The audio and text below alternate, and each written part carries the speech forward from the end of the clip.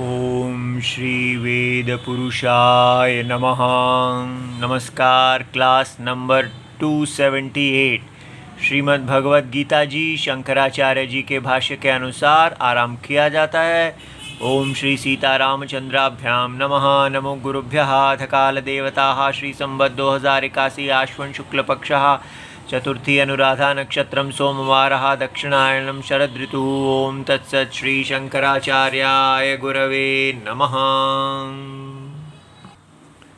योगस्थः कुरु कर्माणि संगं त्यक्त्वा धनंजय सिद्ध्य सिद्ध्योः समो भूत्वा समत्वं योग उच्यते। अध्याय नंबर 2 श्लोक नंबर 48 श्रीमद् भगवद गीता जी। और ये पुस्तक है गीता प्रेस गोरखपुर की बुक नंबर 10 शंकराचार्य जी के भाष्य वाली। अच्छा जी। तो अब हमारा क्या विचार क्रम चल रहा है कि भगवान ने हमें बता दिया है पिछले श्लोक में कि कर्मण्येव अधिकारस्ते, आपका अधिकार कर्म में है, फल में नहीं।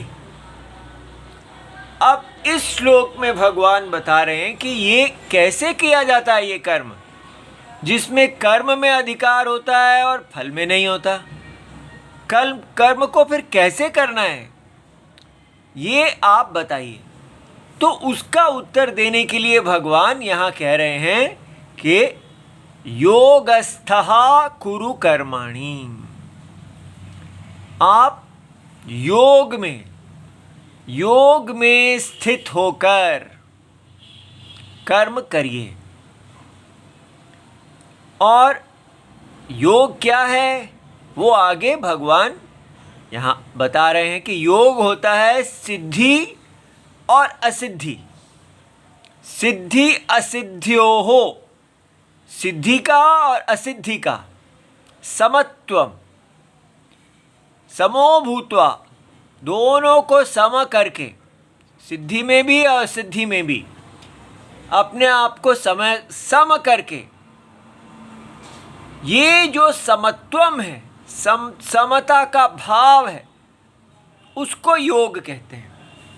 तो ये हमें समझना है यहाँ पर कि क्या है ये योग जिसमें स्थित हो के कर्म करना चाहिए। तो ये सिद्धि और असिद्धि क्या है, ठीक है, तो इसको हम देखते हैं। लेकिन उसको देखने से पहले हमें इसको समझने का जो बाधक है, जो हमारी बुद्धि में बाधक बन जाएगा, इसको समझने नहीं देगा, उसको दूर करना है। वो क्या है ये देखिए। हमारे सामने दो माताएं खड़ी हैं, एक है भारत माता और दूसरी है वेद माता। अब कौन सी माता है काके लागू पाए, कौन सी माता है जो हमारी, क्या ये दोनों एक ही माता है या ये दोनों अलग अलग माता है? क्या इसके, अगर हम इसके पुत्र बनते हैं तो इसके नहीं होते हैं? ये प्रश्न भारत में खड़ा हो गया है। क्या भारत माता एक धर्म बता रही हैं और वेद माता दूसरा धर्म बता रही हैं? दोनों का धर्म एक है ही नहीं। वो कैसे? ये जो भारत माता है ये कहती हैं कि राष्ट्र हमारा देव है, राष्ट्र हमारा देवता है। और वेद माता कहती हैं वेद पुरुष हमारे देवता हैं। तो दोनों अलग अलग देवताओं का आराधनम करने के लिए कह रहे हैं। अब यहाँ पर भगवान कहते हैं कि योगस्थः सन कुरु कर्माणि, कि केवलम ईश्वरार्थम, केवल ईश्वर की तृप्ति के लिए आपने कर्म करने हैं। तो अब हम यहां देखें कि ये दोनों अलग अलग ईश्वर बता रही हैं हमको। भारत माता कहती हैं कि राष्ट्रदेव ईश्वर हैं, इनका वर्धन करो। और वेद माता कहती हैं वेद पुरुष जो हैं वो ईश्वर हैं, उनका वर्धन करो। जो राष्ट्रदेव हैं उनका वर्धन कैसे होता है? राष्ट्र एक बाजार है, उसका वर्धन किया जाए। सब लोग इस बाजार में अपना अपना योगदान दें, अपनी अपनी योग्यता की वृद्धि करें। इंजीनियर बने, डॉक्टर बने, आईएएस बने, जो भी उच्च विद्या, राष्ट्र में जब उच्च विद्या सब लोग प्राप्त करेंगे, ठीक है, और उस उच्च विद्या से हमारा कॉमर्स, जितना वाणिज्य इत्यादि बढ़ेगा तो हमारा बाजार बढ़ेगा, हम सारे विश्व के बाजार में अपने उत्पाद भेजेंगे। तो वहां पर प्रगति करने का धर्म क्या होगा? तो हमें कहा जा रहा है कि हम मानव कल्याण से चलेंगे, बाजार धर्म से नहीं चलेंगे। जैसे बाकी देश करते हैं कि दूसरों को खा जाते हैं, लेकिन हम विश्व की प्रॉस्पेरिटी, विश्व में विकास, सबका विकास हो, इसलिए हम मानवतावादी राष्ट्र हैं, हम एक अलग राष्ट्र हैं। ये हमारे भारत की संस्कृति है, मानवतावाद। और वेद पुरुष क्या कह रहे हैं? वेद पुरुष कह रहे हैं कि हमारे भारत की संस्कृति जो है वो यज्ञवाद है, मानवतावाद नहीं है। मानवतावाद क्या कहता है कि ये सारे संसार के जितने मानव हैं, मनुष्य हैं, जीव हैं, उन सबको सुख मिले। कैसे मिलेगा? उनके शरीरों को जो भी भोग चाहिए सबको मिले, ईज ऑफ लिविंग, सभी लोग आराम से जिएं, उनके पास हॉस्पिटल्स हों, उनके पास विद्यालय हो, उनके पास शांति हो, सारे विश्व में जाके वो आराम से रहें, सब लोग अच्छा खाएं पिएं, आनंद लें। तो ये मानव कल्याण है। लेकिन वेद पुरुष कहते हैं, जो वेद माता है वो कहती है नहीं, ये मानव कल्याण नहीं है, ये रावणवाद है। क्यों? इसको आप बिल्कुल उल्टा है। देखिए ये दोनों, ये रावणवाद कैसे है? ये तो बहुत अच्छा है, आप मानव कल्याण के लिए चल रहे हैं। भारत जो है सारे विश्व को बता रहा है शांति पे रहो। अगर आप देह परायण, देह को बेसिक मानते हैं कि हम देह हैं, ये संसार सत्य है, इस संसार में आपको सबको ऐसे जीना है कि सबकी देह जो है वो तुष्ट हो, और उसके लिए साधन क्या है? इस बाजार में खूब वृद्धि की जाए। तो बाजार तो मानवता के कल्याण से नहीं चलेगा। बाजार में तो आपका उत्पाद नहीं बिका तो दूसरा आगे बढ़ जाएगा। आपको प्रॉफिट कमाना है, सब लोगों को प्रॉफिट कमाना है। बाजार धर्म के लिए नहीं होता, बाजार प्रॉफिट के लिए होता है। और इसलिए कंज्यूमरिज्म, क्योंकि हर व्यक्ति ज़्यादा से ज़्यादा भोग करना चाहता है। अगर आपके पास ज़्यादा पैसे आते हैं, आप कहते हैं मैं उन देशों में घूमने जाऊं, यहाँ जाऊं, वहाँ जाऊं, चांद पे भी जाऊं, ज़्यादा पैसे से ज़्यादा भोग करना चाहते हैं। बड़े बड़े घर लूं, बड़ी बड़ी कारें लूं, बड़ी बड़ी हर चीज़ का ज़्यादा, जितना पैसा आएगा उतना ज़्यादा उपभोग, क्योंकि यही सुख का साधन है। इसलिए मानव कल्याण के पथ पे जो भारत की बातें कर रहा है कि हम मानव कल्याण करेंगे, विश्व शांति लाएंगे और सबको खिलाएंगे, ये केवल काल्पनिक बातें हैं। क्योंकि मनुष्य का जो काम है वो वश में नहीं किया जा सकता। काम उसको वश में कर लेगा, ये काम का स्वभाव है। कोई व्यक्ति अपने काम को नियंत्रित नहीं कर सकता। काम जो है वही हमें नियंत्रित करता है। इसलिए देह परायणता, भोग और ऐश्वर्य प्रसक्त मनुष्य जितना भोग और ईश्वर भाव, पावर, मुझे सारे विश्व की नंबर 1 इकोनॉमी बनना है, मुझे पूरे विश्व का राजा बनना है, विश्व पे मेरा कंट्रोल हो, चाहे आप उसको अपनी मानवता आदि लेके कुछ भी करें, जहाँ पर भी जाएं मेरी वाहवाह हो, भारत की वाहवाह हो, भारत का कल्चर फैले, सब लोग भारत की बातें करें।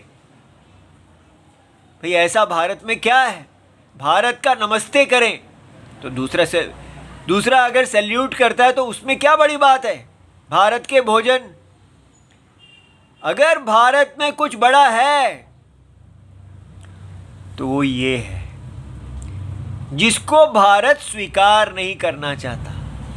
इसलिए हमको समझना है ये पथ जो है कि हम अमेरिका के इत्यादि की तरह बाजारवाद नहीं करेंगे, हम मानव कल्याण पथ पे चलेंगे।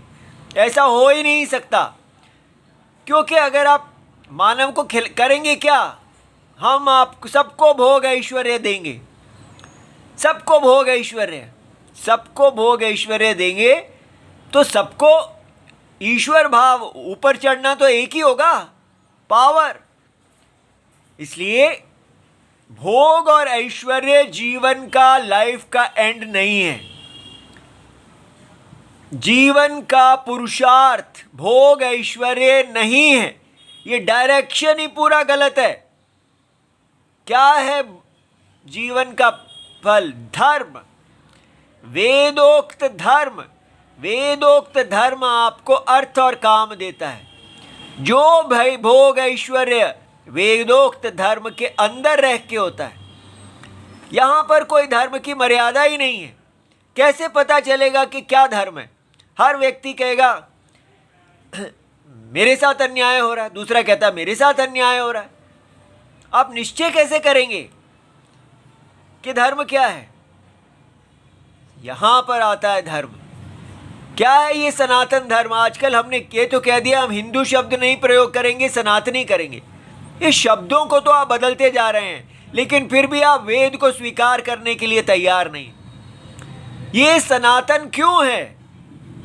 क्योंकि ये वेद पुरुष जगत की आत्मा पर आश्रित है। कौन वेद पुरुष? ये वेद पुरुष जगत की अविनाशी आत्मा, जिनका शरीर अनंत है। वो अविनाशी आत्मा जिसके अनंत मुख हैं, अनंत हाथ हैं, अनंत सिर पैर इत्यादि सब कुछ, सारे अंग अनंत हैं, जो पूरे विश्व की आत्मा है। ये भारत लेना नहीं चाहता। वो अपने बाजार में ही रहना चाहता है, यूनाइटेड नेशंस के अंदर ही रहना चाहता है, और एक नया धर्म नया हिंदू धर्म बना रहा है। नई हिंदू पार्टियां ये सब जो कर रही हैं। हमारा वैदिक धर्म ये है जो वेद बताते हैं। इसलिए हमारी भारत माता वेद माता है। ये नई भारत माता है जिसको बनाया जा रहा है छल कपट से। ये है माता, वेद माता, जो बता रही हैं कि ये पूरा जगत सत्य और असत्य से जुड़ने से बना है। अज्ञान के कारण ये सृष्टि सत्य नहीं है, ये सृष्टि माया है। उस वाद में कोई माया है ही नहीं। इसलिए वो सिर्फ वेद के नाम को लेके बाजार को बढ़ाना चाहता है। इंडियन कल्चर को तो आप स्वयं ही लेना नहीं चाहते, केवल उसके नाम पे दिखावा कर करके बेचना चाहते हैं, मार्केट कैप्चर करना चाहते हैं, लोगों को वशीकरण करना चाहते हैं, लेकिन स्वयं अपने भारतीय वेद संस्कृति, वेद की आज्ञा को पालन नहीं करना चाहते, वैदिक धर्म को पालन नहीं करना चाहते। वो उनको मानवता के विरुद्ध लगता है। मानवता का कल्याण कौन सा धर्म है? बाजार, समानता। और वेद क्या है? जन्म से ही असमानता, देखिए दोनों माताओं में कितना भिन्न भेद है। इसलिए मोहित मत होइए कि भारत बड़ी प्रगति कर रहा है, भारत विश्व की 5वीं से तीसरी पे पहुंच गया, अब तीसरी से पहली पे पहुंच जाएगा, कितनी भी बड़ी अर्थव्यवस्था बन जाए, लेकिन धर्म व्यवस्था नहीं बन पाएगा। जितना भारत वेद माता को अस्वीकार करता रहेगा या इसके ऊपर कैंची चला चला के नए वेद लिखता रहेगा, वेद भारत धर्म से गिरता ही जाएगा। इसलिए हमको ये समझना है कि अगर हम अपने इस करेक्शन को नहीं करेंगे, इस मोह से बाहर नहीं निकलेंगे, ये भोग ऐश्वर्य प्रसक्ति का मार्ग है। जो इस मार्ग में कामुक बना रहेगा उसकी आंखों को ये नहीं दिखेगा। इसलिए सारी दुनिया नहीं बदलेगी, ये इस मार्ग पे वो ही चलेगा जो अकेला चलेगा, जिसको राम जी दिख रहे हैं, अंतरात्मा, अंतरात्मा की वाणी सुनने वाला और संसार के भोगों के प्रति उसको अब समझ में आता है कि ये विनाश मार्ग है। भोग और ऐश्वर्य मनुष्य का गोल नहीं है, मनुष्य का गोल है मोक्ष। किससे मोक्ष? अज्ञान से। अगर ये सृष्टि, ये जन्म और मरण, इसका हेतु अज्ञान है तो इससे मोक्ष हो सकता है। अगर इसका हेतु अज्ञान नहीं है, ये वास्तविक है, तो इससे मोक्ष हो ही नहीं सकता। ये जो भारत माता वाला कोर्स चल रहा है, जहां ये अज्ञान है ही नहीं, जहां ये धर्म है ही नहीं वेदोक्त, जहां ये साइंस कह रही है कि हम सब शरीर हैं, तो यहां मोक्ष है ही नहीं। यहां जीवन का उद्देश्य केवल भोग है। क्योंकि मोक्ष कैसे होगा? मोक्ष तभी संभव है अगर हमारा बार बार जन्म लेना मरना दुखम, आत्मा का दुखन अज्ञान के कारण है। अगर वो अज्ञान के कारण है तो ज्ञान से बाधित हो सकता है। इसलिए मोक्ष केवल एक ही स्थिति में संभव है, अगर ये सारा जगत अज्ञान के कारण हो तो आप इसको बाधित करके मुक्त हो सकते हैं इससे, नहीं तो मोक्ष संभव ही नहीं है। इसलिए हमको क्या करना है? इस भारत माता को वेद माता के अंदर होना चाहिए। भारत माता, जब तक ये नई भारत माता को हम वेद माता नहीं मानेंगे, वेद माता भारत माता है, और ये भारत माता जो हमको दिखा रही है इस वर्णाश्रम को, ये सनातन धर्म है। सनातनी सनातनी सनातनी ऐसे करने से सनातन धर्म नहीं हो जाता। अगर अपने आप को सनातनी कहना है, वैदिक धर्म कहना है, तो फिर वेद को सुनो। वेद कह रहे हैं कि ये सत्य है जिसने असत्य शरीर को पहना है।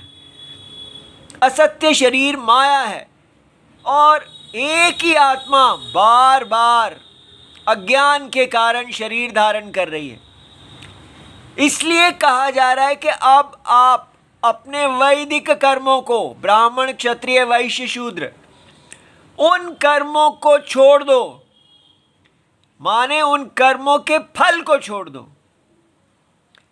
इसलिए कर्मों को नहीं छोड़ना, कर्मों के फल को छोड़ो।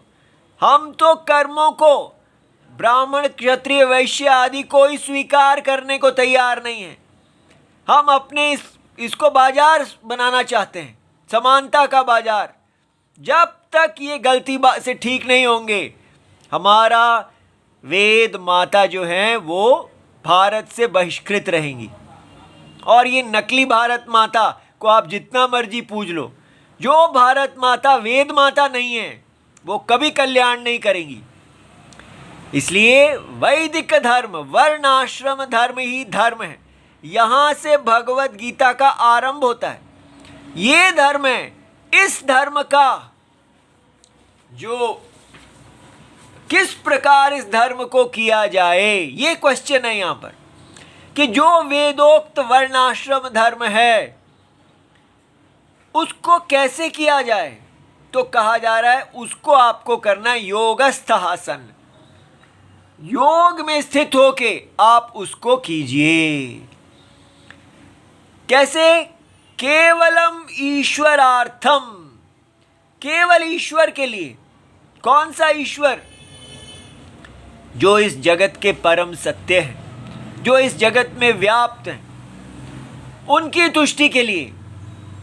तत्रपि ईश्वरो में तुष्यतु, ईश्वर मेरे पे तुष्ट हो। ये भेद, ईश्वर और मेरे में अगर आप भेद स्वीकार करते हैं तो ये कर्म योग नहीं है।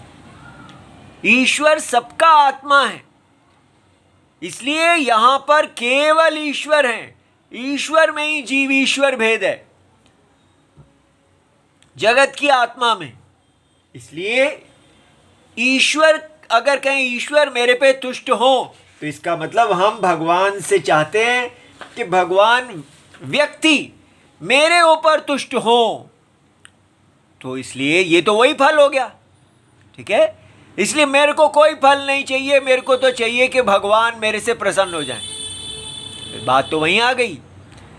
इसलिए ईश्वर मेरे लिए, मेरे पर तुष्ट हो।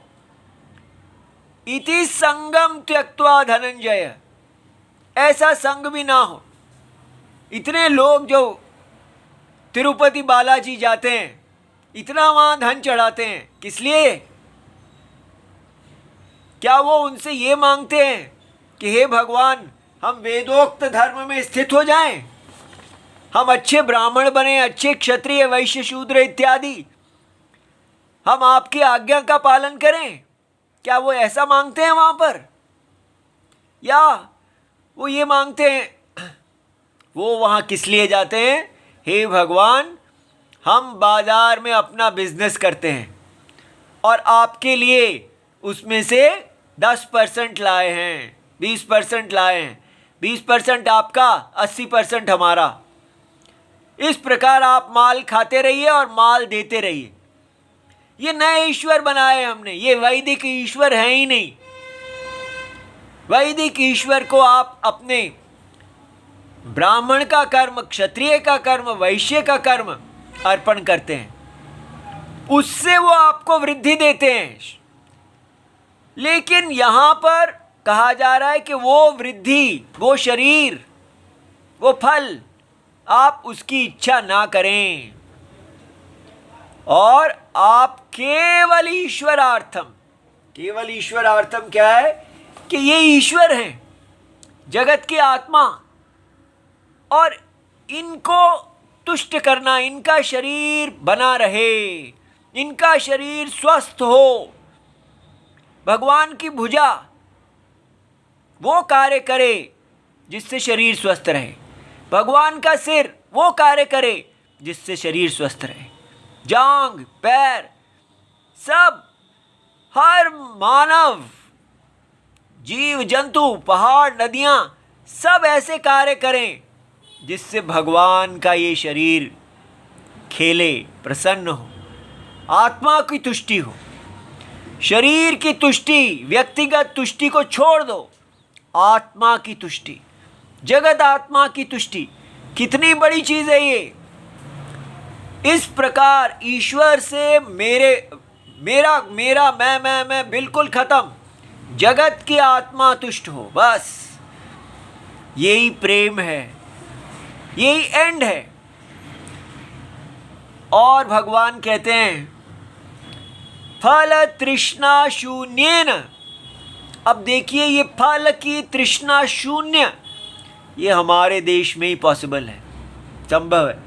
अगर आप कह रहे हैं मानवता कल्याण, मानवता कल्याण, तो फल तृष्णा तो है। झूठ मत बनाइए अपने आप को कि नहीं मुझे कोई फल तृष्णा नहीं है, जगत का मैं लीडर बन जाऊं, सारे दुनिया को भारत सिखाएगा क्या करना है, भारत का जो प्रचार हो रहा है, भारत की वाहवाह, क्योंकि भारत शांति पैदा कर रहा है, ये और भगवान आत्मा की तुष्टि, दोनों में कितना अंतर है। फल तृष्णा शून्य को ये मत समझिए कि मैं व्यक्तिगत नहीं चाहता, मैं सारी दुनिया को सुखी करना चाहता हूँ। दुनिया को सुखी नहीं करना, दुनिया की आत्मा को सुखी करना है। दुनिया की आत्मा कैसे सुखी होगी? वर्णाश्रम धर्म से। दुनिया कैसे सुखी होगी? कंज्यूमरिज्म से। दोनों में कितना अंतर है। बुद्धू मत बनो। जब कहा जाता है कि आप सारी दुनिया के लिए शांति, विश्व शांति चाहता है भारत, वो फल तृष्णा नहीं होती। फल तृष्णा शून्य का मतलब है कि आप देखते हैं कि ये सारा जगत माया है, भगवान मायावी है। इस पूरे जगत में आपको वैराग्य है। इस जगत में कोई भी आप वस्तु नहीं चाहते हैं, ना इष्ट अनिष्ट आदि कुछ नहीं। आप केवल भगवान जगत आत्मा में स्थित हो जाते हैं। आत्मा रामः, भगवान जगत आत्मा में स्थित होके उनकी दृष्टि से तब आपको धर्म दिखता है। याद रहे, धर्म जो है वो व्यक्तिगत नहीं है और ना ही सारी दुनिया पर आश्रित है। मानवतावाद धर्म नहीं है। यज्ञ, इस जगत के अंदर एक धर्म पहले ही है। सूर्य कैसे उगेगा, हवा कैसे चलेगी, नदियां कैसे चलेंगी, सारे मानव कैसे चलेंगे, पहले ही इसके अंदर सनातन धर्म है। सदा नूतन, सदा रहने वाला धर्म, वो सनातन धर्म है। नई मानवतावाद धर्म ना बनाया जाए। हिंदुओं को धोखा दिया जा रहा है। फल तृष्णा शून्येन क्रियमाणे कर्माणि। ऐसे आत्मा की तुष्टि के लिए कोई राग और द्वेष नहीं है, कोई इच्छा नहीं है। आपके सामने यज्ञ वेदी आती है, आप उसमें आहुति डाल देते हैं। ऐसे कर्म जो हैं सत्व शुद्धि जा, सत्व शुद्धि से जन्म लेने वाली ज्ञान प्राप्ति लक्षणा सिद्धि। जब अंतःकरण शुद्ध हो जाता है तो उसमें ज्ञान प्राप्ति की योग्यता, उसको सिद्धि कहते हैं कि मेरे इस कर्म से ज्ञान प्राप्ति की जो योग्यता है वो प्राप्त कर ली है, उसको सिद्धि कहते हैं। तद विपर्य जा असिद्धि। तो व्यक्ति ये देखता है अभी मेरा ज्ञान, मेरे मन में वैराग्य नहीं है, मेरा मन जो है वो अंतरात्मा पे नहीं टिक रहा इत्यादि, तो एक वो अपने अंदर सिद्धि और असिद्धि के लक्षण देखता है। उनको भी तयो हो, सिद्धि असिद्धियो हो अपि समः, उन दोनों में समत्वम। आप अपने मन में जब देखेंगे कि अरे मन तो बड़ा शांत हो गया है, तब भी आप समत्वम नहीं। जो कुछ भी मैं कर रहा हूँ वो व्यक्तिगत सिद्धि के लिए नहीं है, वो भगवान की तुष्टि के लिए है। मुझे किसी मोक्ष की प्राप्ति के लिए कोई अंतःकरण की शुद्धि नहीं के लिए कार्य नहीं करना। तो फिर ये आप अभी कह रहे थे कि कर्मों को छोड़ के अंतःकरण की शुद्धि के लिए क्या करो। वो अंतःकरण की शुद्धि तभी आएगी जब आप उसकी इच्छा छोड़ देंगे। ये पॉइंट बड़ा इंपॉर्टेंट है कि कैसे इच्छा छोड़ते हैं। जब आप अंतरात्मा में स्थित हो जाते हैं। भगवान ने जैसे इच्छा छोड़ी हुई है, कैसे छोड़ी हुई है? वो इस सारे जगत को सत्य ही नहीं देखते। स्वप्न के अंदर मोक्ष की भी इच्छा का कोई अर्थ नहीं है। आपको देखना है आत्मा पहले ही मुक्त है। आत्मा में कोई बद्धत्वम है ही नहीं। स्वप्न आत्मा को बांध ही नहीं सकता। इसलिए फिर क्यों कर्म कर रहे हैं? केवल ईश्वर तुष्टि अर्थम, क्योंकि धर्म है, अधर्म नहीं कर सकते। जब यज्ञ वेदी आके आपसे कुछ मांगती है, उसमें वो आप नहीं डालते हैं तो अधर्म हो जाएगा। तो डालते क्यों हैं? क्योंकि डालना है, क्योंकि हम अधर्म नहीं कर सकते हैं। इससे ईश्वर तुष्ट होते हैं। यही हमारा प्यार है। इसलिए सिद्धि असिद्धि, जो भी आपकी ज्ञान प्राप्ति के लिए जो सिद्धि और असिद्धि है, जो ये कर्म देते हैं, उसमें भी आपका कोई संग नहीं है, उसमें समत्वम। तो कहा सौ योगः योगस्थः, ये योगस्थत्वम क्या है? कुरु इति उक्तम। तो कहा इदम एव तत् सिद्ध्य सिद्ध्यो समत्वम योग उच्यते। तो योग की पहली परिभाषा भगवत गीता में ये है, सिद्धि सिद्ध्योर समत्वम। सिद्धि और असिद्धि में जो समत्वम है, सिद्धि को और असिद्धि को आप एक ही समझते हैं, दोनों को माया समझते हैं। अंतरात्मा सिद्धि और असिद्धि, कौन सी सिद्धि? ज्ञान प्राप्ति लक्षणा सिद्धि। जो आपका अंतःकरण कभी कभी बड़ा शांत दिखेगा, आपको लगेगा अरे मैं तो ज्ञान के समीप पहुंच गया, उस सिद्धि से मोहित नहीं होना। जो भी आप कार्य कर रहे हैं वो धर्म है, और धर्म किसी भी फल के लिए नहीं। ये भारत माता और वेद माता में कितना अंतर है। हमको वेद माता को चुनना चाहिए, भारत माता अपने आप चुनी जाएंगी। ये बात समझ में आ रही है? ओम नमो भगवते वासुदेवाय। प्रणाम।